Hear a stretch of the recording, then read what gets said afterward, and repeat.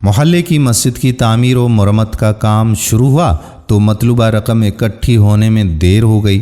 Committee انتظامیہ نے امام صاحب سے کہا کہ محلے کی اس نکڑ والا بندہ ہے تو بہت بڑا تاجر، مگر اپنے فسق و فجور میں انتہا کو پہنچا ہوا ہے۔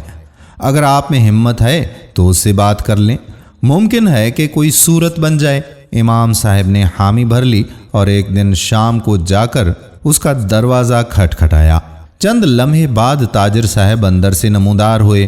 امام صاحب نے اپنے آنے کی وجہ بتائی تو صاحب خانہ سٹ پٹا گئے اور بولے کہ ایک تو تمہارے اسپیکروں کے بار بار چلنے سے ہمارا سکون برباد ہے، اوپر سے تم میرے گھر تک آ پہنچے ہو، اور دوسرے محلے دار مر گئے ہیں جو مجھ سے چندہ لینے کی ضرورت آن پہنچی۔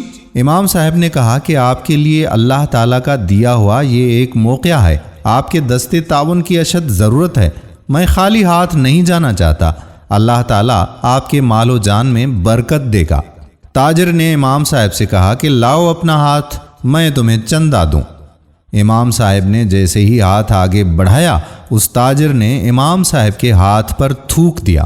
امام صاحب نے بسم اللہ پڑھ کر یہ تھوک والا ہاتھ اپنے سینے پر مل لیا اور دوسرا ہاتھ اس تاجر کی طرف بڑھاتے ہوئے کہا کہ یہ امداد تو میرے لیے ہو گئی، اب اس ہاتھ پر اللہ کے لیے امداد رکھ دیجئے۔ اس تاجر کو یہ بات نہ جانے کہاں جا کر لگی کہ اس کی آنکھوں میں آنسو آ گئے اور منہ سے استغفر اللہ نکلنا شروع ہو گیا۔ کچھ ہی لمحوں کے بعد وہ شرمندہ ہوا اور اپنے جذبات پر قابو پاتے ہوئے دھیمے سے لہجے میں بولا، بتائیے کتنے پیسے درکار ہیں؟ امام صاحب نے کہا کہ ابھی 3 لاکھ روپے سے کام چل جائے گا۔ تاجر نے کہا کہ نہیں، یہ بتائیے کہ آپ کو مکمل پروجیکٹ کے لیے ٹوٹل کتنے پیسے درکار ہیں؟ امام صاحب نے کہا کہ ہمیں مکمل طور پر 8 لاکھ روپے درکار ہیں۔ تاجر فوراً گھر کے اندر چلا گیا اور جا کر اپنا چیک بک اٹھایا اور ایک چیک 8 لاکھ روپے کا بنا کر لے آیا اور امام صاحب کو دیتے ہوئے کہا کہ آج سے اس مسجد کا جو بھی خرچہ ہو مجھ سے لے لیجئے گا، اور آج سے اس مسجد کی تمام تر ذمہ داریاں میری ہیں۔ یہ سن کر امام صاحب بہت خوش ہوئے اور دعائیں دیتے ہوئے واپس چلے گئے۔ دوستو یاد رکھیے کہ بات کرنے کا انداز، بات کرنے کا سلیقہ، تمیز اور آداب آ جائیں تو بڑے سے بڑا متکبر اور فاسق شخص بھی ہدایت پا سکتا ہے۔